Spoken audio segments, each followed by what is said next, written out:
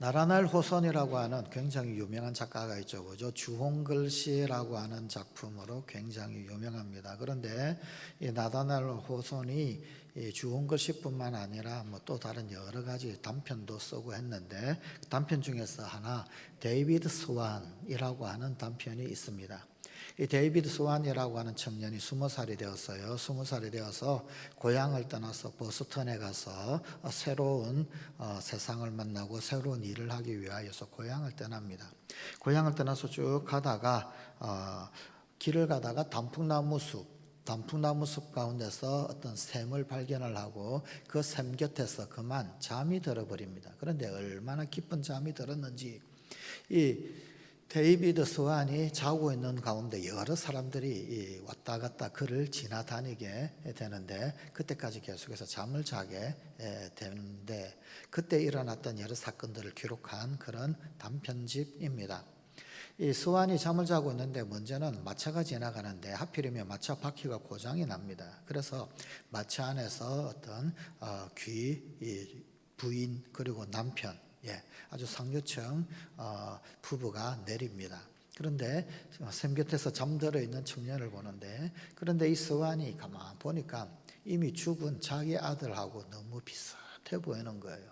그래서 이 두 부부가 아들 생각이 나서 이 청년을 우리 양아들로 맞이할까 어찌할까 고민을 합니다. 생각을 하고 하자 말자 주거니 받거니 그러면서 마음이 점점 아들 생각이 나고 그래서 아들로 받아들일까 이런 생각으로 막 기울어 가는데 그런데 그때 하인이 마차 바퀴가 드디어 수리가 다 되었다라고 이야기를 합니다. 주인이 마차를 타시옵소서.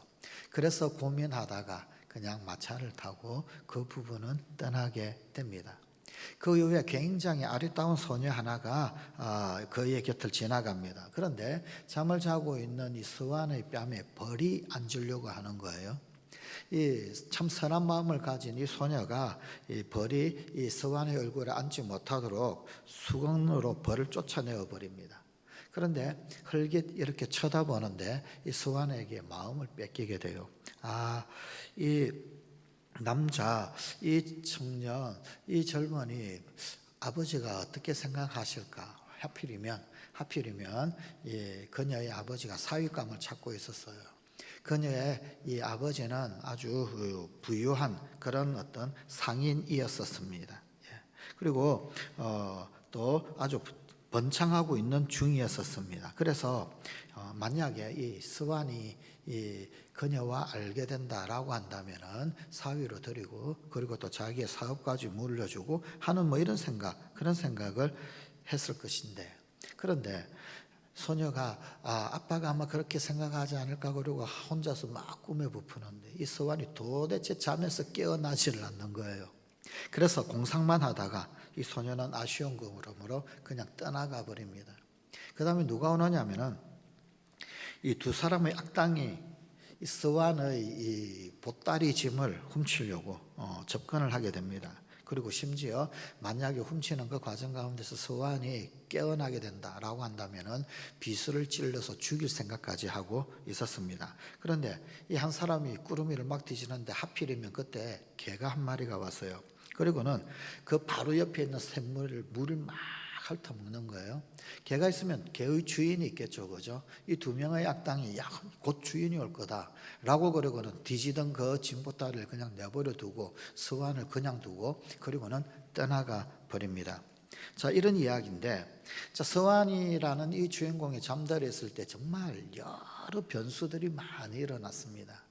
여러분, 그 첫 번째 마차를 타고 온 이 부자 부부, 그가 왔을 때 깨었더라면 어쩌면 이 스완이 그야말로 이 부자 부부의 상속자로 아들로 그렇게 살아갈 수도 있었겠죠. 또 혹은 아니면은 소녀가 벌을 쫓아주었을 때 그 손수건 그 흩날리는 바람에 깨기라도 했다라고 한다면 어쩌면은 부자 상인의 사위가 되어서 큰 사업을 꾸릴 수도 있었겠죠. 혹은 아니면은 두 악당을 만났을 때 놀라서 깨었다면 아마 죽음을 맞이할 수도 있었을 것입니다. 하여간 만일 그가 이런 기회들을 알 수만 있었다라고 한다면 그러면 어떻게 되었을까? 또 그는 어떤 반응을 보였을까? 그는 그 모든 기회들이 다 지나가고 있는데 그런데 아무것도 모르고 그냥 잠만 자고 있더라. 그런데 만약에 그 중에 어느 한 기회라도 딱 맞닥뜨리게 되었더라면 그의 인생은 도대체 어떻게 될까? 우리 인생살이에 대하여서 어떤 의미, 그리고 어떤 만남, 어떤 사건들이 우리에게 어떻게 작용할 것인가, 이런 것들을 좀 상상해 보게끔 하는 그런 어떤 이야기, 단편 소설입니다. 이 고대에는 항구를 깊은 어떤 그런 어떤 바다에 이렇게 배가 이제 커다란 배가 정박할 수 있도록 그렇게 항구를 제대로 조성할 수가 없었습니다. 그래서 작은 배들은 그냥 바닷가에 바로 댈 수가 있었지만 큰 배들은 밀물대가 되어졌을 때 그때 항구 안으로 쑥 들어오게 됩니다. 출항을 할 때도 마찬가지죠. 썰물 때는 나가지를 못합니다. 밀물 때 맞춰 가지고 출항을 하게 됩니다. 그런데 이 배 가운데서 그 물때를 기다리는 배, 항구 저 안으로 깊숙하게 들어가기 위하여서 밀물때를 기다리는 배를 이 라틴어로 뭐라고 그러냐면 오포르투라고 그럽니다. 오포르투. 예. 그는 물때를 기다리는 그런 배예요. 그래서 이 선원들은 물을 잘 봅니다. 잘 봐가지고 이 밀물이 이렇게 딱 들어왔을 때 항구에 들어갈 수 있을 때 요 때를 놓치지 않고 딱 들어가는 거예요. 만약에 그 때를 놓치게 되면 12시간을 또 기다려야 됩니다. 그러니까 이걸 절대로 놓치면 안 되는 거죠. 자, 그런데 바로 이런 배를 오포르투라고 그러는데 이 오포르투라고 하는 이 말에서 영어의 opportunity라고 하는 말이 나왔습니다. 기회. 그러니까 기회라고 하는 말, 이 opportunity라고 하는 말이 사실은 물때를 기다리는 배, opportu라고 하는 말에서 나온 말인데, 즉 이 그때를 놓치게 되면은 그야말로 낭패가 일어나게 되는. 그래서 기회라고 하는 것은 그때를 놓치지 않는 것, 그때를 놓치지 않는 것을 의미합니다. 그래서 이제 영국의 문호 섹스피어도 기회에 대하여서 이런 글을 남겼습니다. 인간사에는 간만이 있나니 만조를 타면 행운에 이르거니와 놓치면 삶의 그 모든 항해가 얕은 곳에 불행에 매이게 된다. 그러한 만조 위에 우리는 지금 떠 있나니 물때가 맞을 때 흐름을 타야 하거니와 그렇지 못하면 우리의 모험은 실패한다. 자, 오늘 우리에게 주신 하나님의 말씀은 기회에 관한 말씀인데, 기회는 기회인데 어떤 기회냐면 영적 기회에 관한 어떤 도전을 우리에게 던져주시는 말씀입니다. 대제사장 아나니아 그리고 또 유대인들이 바울을 고소합니다. 그래서 가이사랴에서 벨릭스 총독하에 재판이 열리게 됩니다. 유대법에 정통하고 로마법에 정통한 더둘로라고 하는 변호사를 대동해서 바울의 죄를 지적을 하고 그리고 총독 벨릭스 앞에 재판을 받지만 그러나 그들의 계략은 실패하게 되었습니다. 이 총독 벨릭스가 바울의 변론을 듣고 바울이 옳구나, 그리고 바울의 손을 들어주게 됩니다. 자, 더더욱이 이 총독 벨릭스는 판결을 내리면서 바울에게 어느 정도의 자유를 줍니다. 물론 바울이 로마 시민권자이기 때문에 누리는 특권일 수도 있었습니다. 그 자유 준 것이 뭐냐면 어느 정도 자유 준 것 중에서 하나가 친구 중에 아무나 이 바울에게 수종을 들 수 있도록 쉽게 친구들을 이렇게 만날 수 있는 그런 권한까지 조치를 내려주게 됩니다. 이후에 이 총독 벨릭스는 그의 아내 드루실라와 함께 바울에게 예수 그리스도 예수를 믿는 도에 관한 이야기를 듣습니다. 물론 여기서 말하는 이 도라고 하는 것은 예수 그리스도의 복음을 말합니다. 이 복음을 들었던 이 벨릭스 그리고 또 그의 아내 드루실라의 반응을 보게 되면 오늘 본문 25절은 두려워했다라고 표현을 하고 있습니다. 여기서 우리는 벨릭스의 마음 가운데 어떤 동요가 일고 있었다. 뭔가 찔림이 있었고 뭔가 동요가 있었고 그 마음을 막 휘젓는 그 뭔가가 분명히 일어났다라고 하는 것, 그것을 읽을 수가 있습니다. 이것은 벨릭스에게 하나님이 주신 은총의 기회입니다. 지금 하나님이 벨릭스를 두드리고 계신 거예요. 그 마음을 두드리고 계신 거고 벨릭스에게 주님을 만나는 기회를 주신 것이었습니다. 바로 영적 기회입니다. 그러나 이 총독 벨릭스는 이런 은총의 기회를 놓쳐버린 사람이 되고 말았다. 그런 이야기가 오늘 본문의 이야기입니다. 그는 먼저 회개의 기회를 놓쳤습니다. 본문 25절입니다. 바울이 의와 절제와 장차올 심판을 강론하니 벨릭스가 두려워하여. 자, 왜 이렇게 두려워했을까요? 여기 의, 절제, 심판에 관해서 강론을 했다. 벨릭스가 두려워했다. 이 교회 역사가들에 의하게 되면은 이 총독 벨릭스는 유대인 랍비들 또 유대인들이 존경하는 제사장들을 아주 무자비하게 죽였던 그런 인물로 소개가 되고 있습니다. 이 벨릭스는 죄 없는 사람도 굉장히 많이 죽였습니다. 소위 이 유대 총독 짓을 하면서 좀 일종의 공포 정치를 했어요. 두려움을 막 심어주고 그래가지고 유대인들이 감히 반항하지 못하도록, 감히 반란을 일으키지 못하도록 뭐 그런 어떤 살인마에 가까운 그런 어떤 통치를 했다고 합니다. 그러니까 그의 마음에 항상 불안한 마음이 남아 있었던 거죠. 뭐 이를테면 우리나라 역사 가운데서도 이 세조가 단종을 몰아내고 왕위에 올랐을 때 권력이 하늘을 찌를 듯 했지만 그러나 그 세조의 마음에는 늘 불안이 있었잖아요. 그죠? 그가 말년에 어떤 피부병 같은 거, 그것도 어쩌면은 마음의 근심에서 온 것일 수도 있고, 또 조선이라고 하는 나라는 숭유, 억불 정책을 펼치는데, 그러니까 불교를 전부 없애고 사찰을 없애고 이러는 정책을 펼치는데, 반대로 세조는 사찰을 막 지었잖아요. 마음이 불안해서 그런 거거든요. 그가 강력한 힘을 동원을 해가지고 그래서 왕권을 아주 강화시키면서 그렇게 최고의 자리에 올랐지만 그러나 사실은 그 속 깊숙한 곳에서는 뭔가 아쉬움이 있고 후회가 있고 두려움이 있고 막 그런 거죠.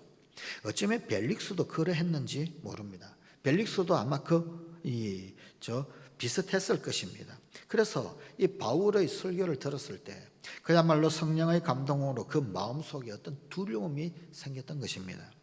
그런데 거기에 더하여 유대인 역사가 요세푸스에 의하게 되면은 이 벨릭스의 아내 여기 드루실라 이 여인 역시 마찬가지 굉장히 문제의 여인입니다.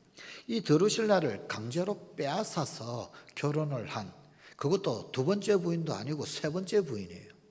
이 세 번째 부인이 이 드루실라인데 이 드루실라는 원래 유대왕 헤롯 아그리파 1세의 딸이었었습니다. 그런데 어렸을 때부터 워낙 미인이었다고 그래요. 절세 미인으로 이 요세푸스의 역사에는 기록이 되어져 있습니다. 그래서 그런지 겨우 15살 때 이 팔레스타인 북방에 있는 그 하마드 지방에 이 아지투스라고 하는 그 왕이 있었어요. 지역을 다스리는 왕. 근데 이 아지투스도 또 상당히 미남이었다고 그래요. 이 둘이 결혼을 한 거예요. 그래서 아내가 되었습니다. 그런데 이 벨릭스가 이 드루실라를 딱 보는 순간 탐을 내었습니다. 그래서 계략을 꾸미게 돼요. 마술사를 동원하고요. 그래서 그녀를 꼬드겨 가지고 이혼을 하고 그리고는 빼앗다시피 해가지고 자기의 아내로 삼습니다. 그런데 두 번째 아내도 아니고 세 번째 아내가 바로 이 드루실라였습니다. 더 웃기는 게 뭐냐면은 이 벨릭스의 나이가 60세였어요. 그리고 드루실라와 결혼했을 때 드루실라의 나이는 18세였다고 합니다. 이건 한마디로 이야기하면 제대로 된 결혼이 아니다라고 하는 것을 보여주는 거지요. 자, 그런데 이런 상황 가운데서 바울이 의와 절제와 장차올 심판에 관하여서 그를 향하여 권면을 합니다. 이것은 벨릭스 이 사생활을 이 바울이 이미 뭔가 알고 있다 그런 느낌을 딱 주는 거죠. 실제로 바울이 알았는지 몰랐는지는 모르겠어요. 근데 모르겠습니까? 소문이 나겠죠. 적어도 드루실라에 관한 어떤 그런 것들은 소문이 날 수밖에 없지 않겠습니까? 또 유대인 랍비들이나 혹은 아니면 제사장들을 처형을 했던 어떤 그런 것들도 공공연하게 알려진 그런 어떤 사항일 것입니다. 그걸 알고 지금 이 바울이 설교를 하는데 그런데 이 벨릭스가 그야말로 장차 올 심판을 두려워할 정도로 어떤 마음의 찔림을 받았다라는 겁니다. 그래서 그 요동치는 양심의 가책을 느끼게 되었던 것이죠. 그런데 이 벨릭스는 바로 이 마음에 찔리는 그 요동침 이것이 있었음에도 불구하고 그 설교를 듣고도 회개하지를 않았다라는 것입니다. 그는 회개를 연기하였습니다. 나중에 하지. 지금 생각 안 할래. 지금 당장은 이 불편함 가운데서 벗어나려고 할 했던 것입니다. 여기서 우리가 기억해야 하는 그것은 뭐냐면 성령의 감동으로 말미암아 죄에 대한 어떤 두려움이 있었을 때, 마음이 찔렸을 때, 그 마음에 찔림이 있을 때, 주님의 심판에 대하여 두려울 때 우리는 바로 즉시 회개를 해야 한다라는 것입니다. 벨릭스는 참 많은 거룩한 하나님의 종들을 많이 죽인 죄가 있었습니다. 자신의 무절제한 사생활, 그리고 결혼 생활에 어떤 쾌락을 쫓는 허물이 있었습니다. 그는 즉시 회개하고 새 사람이 될 수 있는 기회가 있었음에도 불구하고 이 회개할 기회를 외면을 했어요. 뒤로 미루어 버렸단 말입니다. 가룟 유다도 회개의 기회를 놓쳤죠. 가룟 유다도 후회는 했잖아요. 뭔가 찔림은 있었단 말이에요. 그런데 그 역시 회개의 기회를 놓쳐버립니다. 성관가족 여러분, 회개는 기회가 있어요. 기회가 있습니다. 그 기회를 붙잡아야 합니다. 기회를 놓치면 이게 또다시 올 것 같죠. 오지를 않는단 말입니다. 회개는 하고 싶다라고 해가지고 마음대로 되는 게 아니에요. 그때 해야 되는 겁니다. 찔림이 있을 때 해야 되는 거고요. 성령께서 깨우쳐 주실 때 해야 되는 거고요. 그때 해야 되는 겁니다. 그때. 나중에는 안 돼요. 나중에는요, 아무리 회개하고 싶어도 회개가 안 됩니다. 아니, 지나고 나면은 회개할 생각도 마음도 들지가 않습니다. 가룟 유다도 예수님 판 것에 대해서 후회했다고 성경 기록하고 있어요. 그럼 회개를 해야지. 그런데요, 그는요, 일을 바라잡아 보려고 막 나름대로 일을 했어요. 우리 그래 업된 걸로 하자. 뭐 대제사장 다시 돌아 찾아가기도 하고요. 그러니까 내가 무지한 피를 팔았다.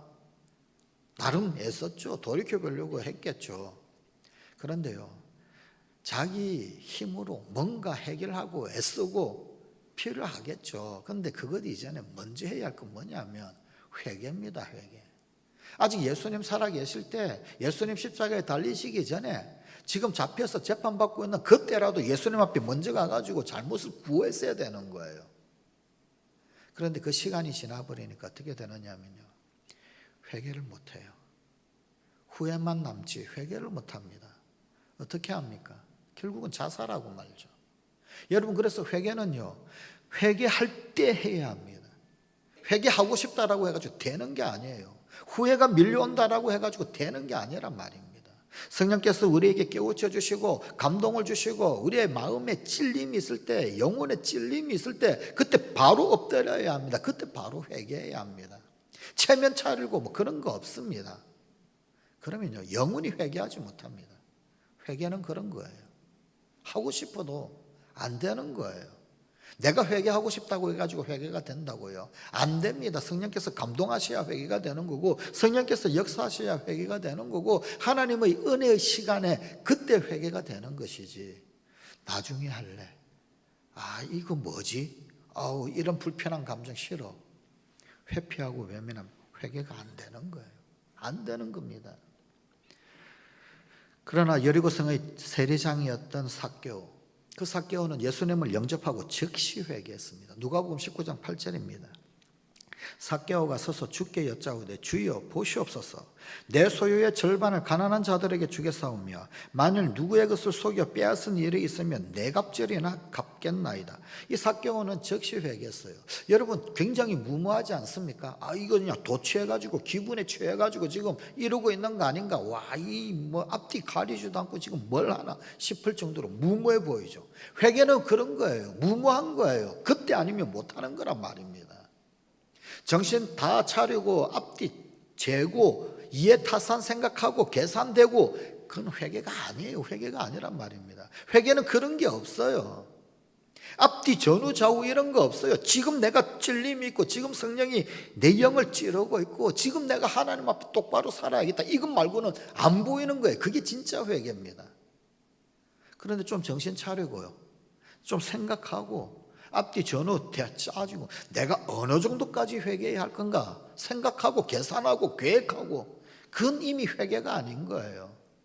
그래서 제정신 들고 난 다음에 회개 못합니다. 회개 안 돼요. 안 된다고요. 삭개오를 보십시오. 이거 미친 거 아닌가? 회개는 그런 거예요. 그래서 그 회개는 성령의 시간입니다. 성령의 때인 거예요. 회개는 즉시 하는 것입니다. 주께서 찌르실 때 찔림이 있으면 회개를 해야 하는 겁니다. 찔림은 회개의 기회입니다. 이 회개의 기회를 결코 놓치지 마십시다. 또한 이 벨릭스는 구원받을 기회를 놓쳤습니다. 바로 지금 이 순간이 총독 벨릭스에게는 새롭게 출발할 수 있는 절호의 기회입니다. 하나님의 은총으로 그가 새 사람이 될 기회였습니다. 구원 얻을 절호의 기회. 그러나 그는 이러한 성령의 감화를 소멸시켜 버립니다. 기회를 놓쳤습니다. 계속되는 본문 25절의 말씀입니다. 대답하되 지금은 가라. 지금은 가라. 내가 틈이 있으면 너를 부르리라 하고 틈. 그런데 이 틈이 생겨나요. 지금은 가라. 바로 이 지금이 사실은 중요합니다. 고린도후서 6장 2절의 말씀입니다. 보라, 지금은 은혜 받을 만한 때요. 보라, 지금은 구원의 날이로다. 지금 은혜 받아야 되고 지금 구원 받아야 되는데 지금은 가라라는 거예요. 지금은 가라. 그러니 구원도 가는 거고요. 은혜도 가는 거고요. 다 가는 거예요. 구원은 지금 받는 겁니다. 은혜도 지금 받아야 하는 거고요. 다른 때가 아니라 바로 지금입니다. 지금 여기 이 지금이라고 하는 말, 이 말은 그저 단순히 예수님의 초림과 예수님의 재림 그 사이의 어느 시간, 그걸 말하는 게 아니에요. 물론 그런 의미도 있습니다만 예수님의 초림 시절과 다시 오실 그때까지 때는 열려 있습니다. 구원받을 기회가 우리에게 계속해서 주어지고 열려 있는 시간입니다. 그러나 지금 여기 말하는 이 지금이라고 하는 이 말은 그것만을 말하는 것이 아닙니다. 이 지금은 은혜 받고 구원받을 기회를 말하는 것입니다. 그 기회를 말하는 것으로 긴박함, 아주 긴박하다, 이거를 강조하는 것입니다. 그래서 지금 은혜 받아야 된다는 거예요. 지금이 구원의 때라는 겁니다. 우리 주변에 보면 차차 믿겠다라고 하는 사람들이 많습니다. 모두 다 총독 벨릭스 같은 그런 사람, 그런 마음이죠. 성령의 인도하심으로 기회가 주어졌어요. 그런데 그 기회를 스스로 닫아버리는 어리석음입니다. 구원의 문이 항상 열려 있느냐? 그건 아니에요. 닫힐 때가 있단 말입니다. 지금은 은혜의 때인 거로 누구나 들어올 수가 있습니다. 그러나 천국의 문, 그 구원의 문이 확 닫혀버릴 때가 있습니다. 문제는 뭐냐면 이게 한 번 닫히면 두 번 다시 열리지 않는다는 거예요. 역사적으로도 그렇지만 우리 개개인의 종말, 우리 개개인의 역사도 마찬가지입니다. 그 구원의 기회를 놓치면 안 됩니다. 그래서 은혜는 오늘 받아야 하는 것이고 구원은 지금 받는 것입니다. 은혜 받는 일은 내일로 미룰 수도 없고 미루어지지도 않습니다. 지금 아니면 다 지나가 버리는 것입니다. 안타깝게도 벨릭스는 지금은 가라 그랬어요. 그는 아무 생각 없이 지금은 가라라고 그랬는데 미안하지만 그는 구원의 때를 가라고 그랬고 은혜 받을 때를 향하여 가라라고 그러고 말았더란 말입니다. 또한 벨릭스는 축복의 기회를 놓치는 인생이 되었습니다. 본문 26절입니다. 동시에 또 바울에게서 돈을 받을까 바라는 고로 더 자주 불러 같이 이야기하더라. 이 벨릭스 총독은 시간이 지나니까 자기의 본색이 드러납니다. 성령의 감동을 거부하니까 육체의 본능이 막 자꾸만 살아나는 거예요. 그동안 그를 지배해왔던 탐욕의 영이 막 발동하는 겁니다. 그래도 그때 찔림이 있었을 때, 두려웠을 때, 그때는요 뭔가 바라진 않았잖아요. 지금은 가라 그랬어요. 그리고 시간이 지났죠. 25절과 26절 시간이 조금 지난 거예요. 예. 가라 해놓고 나중에 불렀다 이 이야기 아닙니까? 예. 여기 26절에 나오는 동시에는 같은 시간을 말하는 게 아니에요. 두려워 떨기도 했지만 또 다른 한편으로는 돈을 바라는 그 마음이 발동하고 작동하고 있는 두 가지 마음을 이야기를 하는 거예요. 시간이 지나니까 탐욕이 일어나는 겁니다. 원래 시간이 지나면 그렇지요. 시간이라는 게 참 간사합니다. 아무리 찔림을 받았어도요, 시간이 지나면은요, 둔감해지게 됩니다. 더 시간 지나면요, 까마득하게 잊어버리고요, 모른 척하고요, 안 그런 척하고요, 외면하게 됩니다. 점점 시간이 지나면 지날수록 더더욱 탐욕이 더 발동하게 됩니다.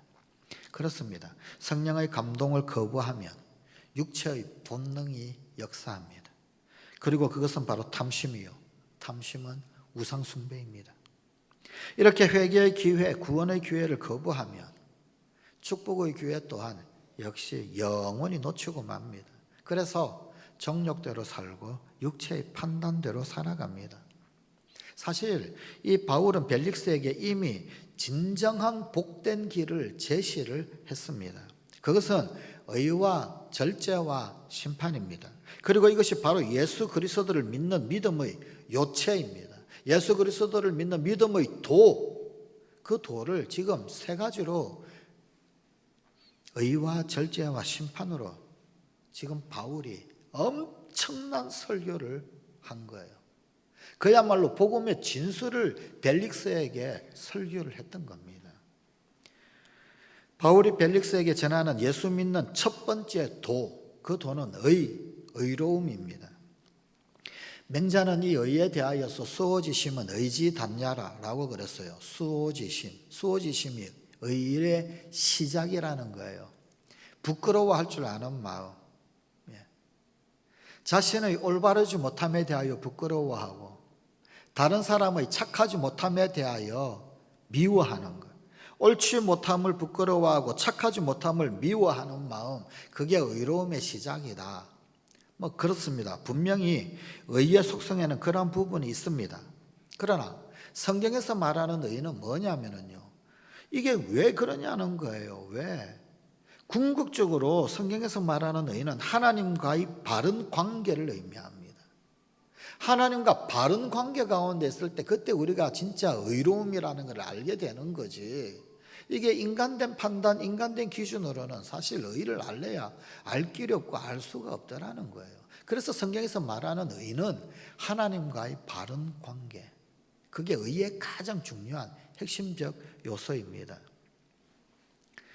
예수 그리스도 안에서 하나님을 하나님으로 모시고 또 나 자신을 그분의 피조물이 되는 그런 하나님과의 올바른 관계, 그 관계 속에 있으면 하나님의 의는 절로 드러나게 됩니다.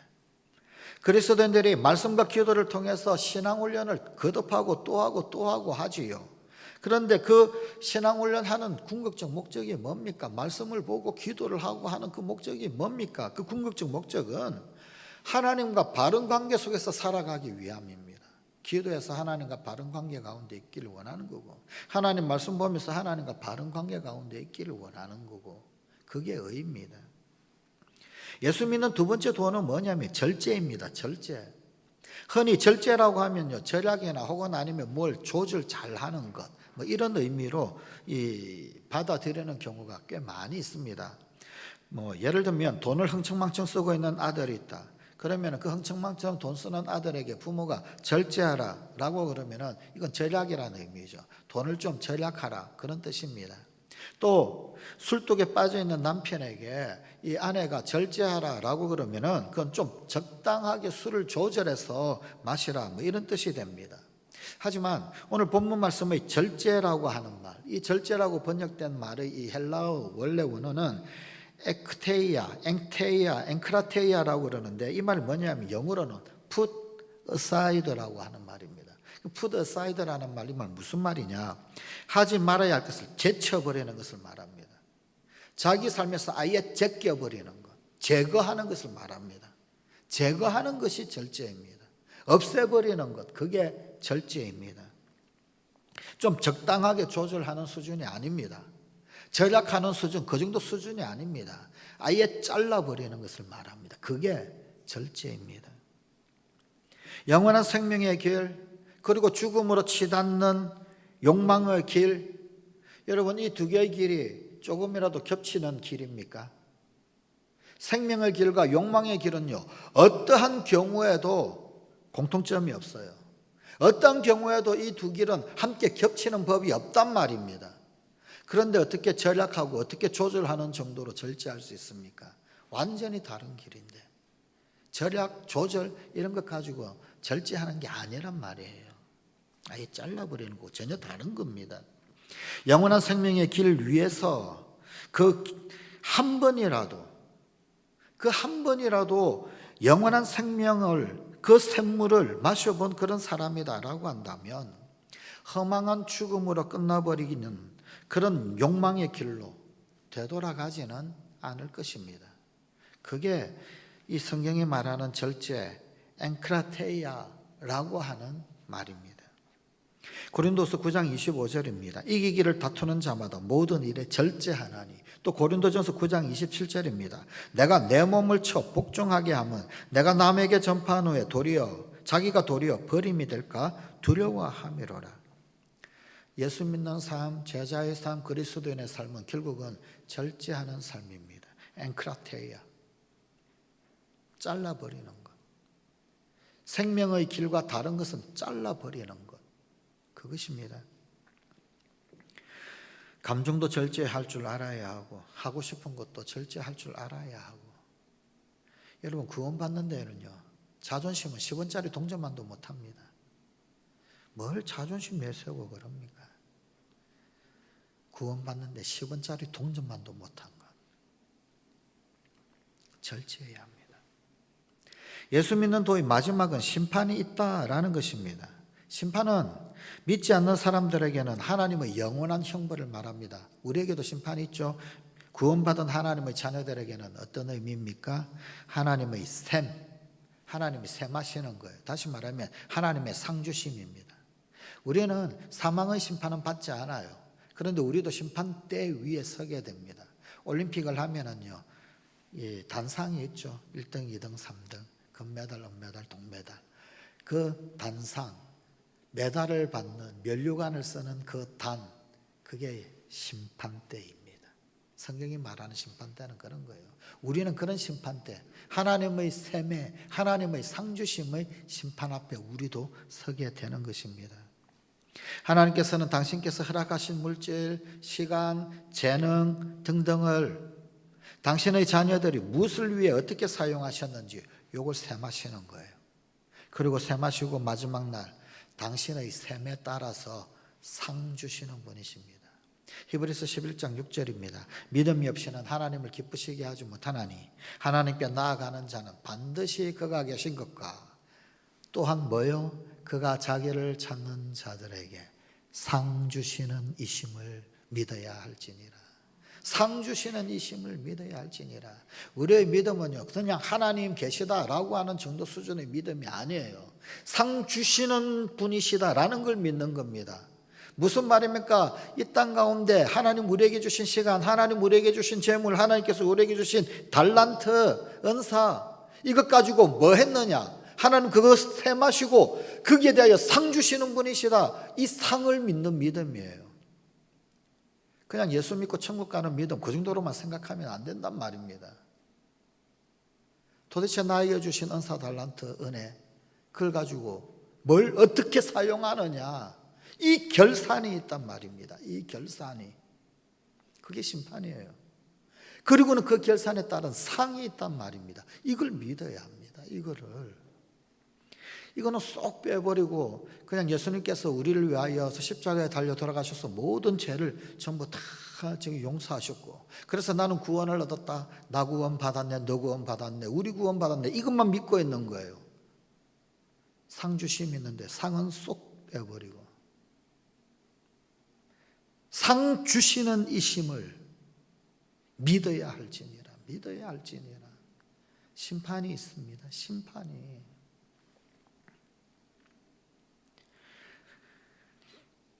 만약 하나님께서 셈하시고 상 주시는 그 심판의 하나님이 아니시라고 한다면 우리 그리스도인들이 구태여 하나님 말씀 붙들고 씨름하면서 말씀대로 살려고 애쓸 필요 없습니다. 구원파랑 똑같이 하면 되지. 몇 날 몇 시에 회개하고 구원받았다, 끝. 그러면 되지. 상 주시는 하나님이심을 믿어야 합니다. 그래서 구원받은 자의 삶에 대한 책임을 다해야 하는 거고요. 은사를 낭비하면 안 되는 거고 은혜를 쏟아버리면 안 되는 거란 말입니다. 여러분, 은사 쏟아버리고 은혜 낭비해버리는 거는 그거는 믿음 생활이 아닙니다. 믿는 게 아니에요. 상 주시는 하나님을 믿는 게 아니기 때문에 그렇습니다. 의와 절제와 장차 오는 심판, 이 세 가지가 사실 우리 그리스도인 신앙의 3대 핵심입니다. 그야말로 3대 요체입니다. 성경에서 말하는 의는 하나님과의 바른 관계입니다. 그리고 내가 예수 그리스도 안에서 하나님과 바른 관계를 맺으면, 그리고 그 바른 관계를 맺고 계속해서 살아가려고 하면 칼로 물을 자르듯이 단호하게 잘라버리는 엔크라테이아, 잘라버리고 제거해버리는 절제를 해야 합니다. 그리고 하나님의 심판이 있다, 이것을 믿어야 합니다. 우리 그리스도인들이 바른 섬김과 절제를 하지 못하는 것은 심판을 믿지 못하기 때문입니다. 믿음은 심판으로부터 시작됩니다. 눈을 지으시니가 보지 못하겠습니까? 귀를 지으시니가 듣지 못하겠습니까? 하나님은 보시고 들으시는 분이셔요. 그 심판의 하나님을 믿는다, 그 심판의 하나님이 있다, 지금 보고 계시고 지금 듣고 계시다, 상주심이 있다, 심판이 있다, 이걸 믿는다면 나는 지금 엔크라테이아를 할 수밖에 없어요. 보고 계시고 듣고 계신 분이 있는데 없을 것 없애버려야죠. 잘라버려야죠. 그리고 절제하고 걸어가야 할 섬김의 길을 걸어갈 수 있게 됩니다.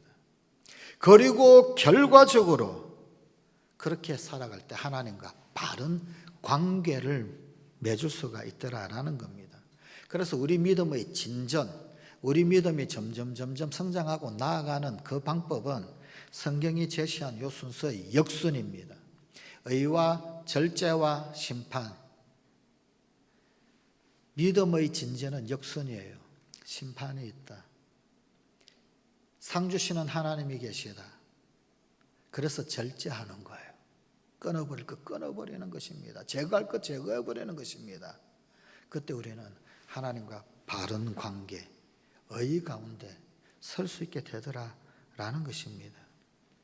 바울이 그리스도를 믿는 도, 정말 기가 막힌 우리 믿음의 요체를 의, 절제, 심판, 이 세 가지 단어를 사용해서 벨릭스에게, 드루실라에게 설교를 했습니다. 강론을 했습니다.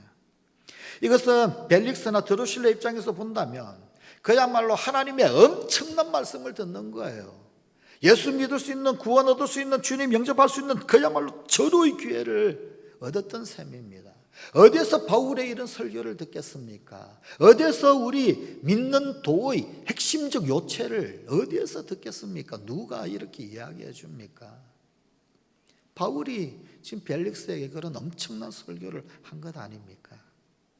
그런데 그 어디서도 들을 수 없는 그 탁월한 복음이었고 탁월한 설교였는데 그들의 처신은 우리의 기대와는 달랐습니다. 성관가족 여러분, 하나님은 우리들에게 회개할 기회, 구원받을 기회, 그리고 축복받을 기회를 주십니다. 영적 회복의 은총을 주십니다. 우리의 인생 사례 가운데 참 수많은 기회가 지나가지요. 돈 버는 기회, 성공하는 기회, 새로운 삶이 시작되는 기회 등등 많은 기회. 또 혹자는 그래요. 인생에 적어도 3번의 기회는 있다, 그렇게 이야기를 합니다.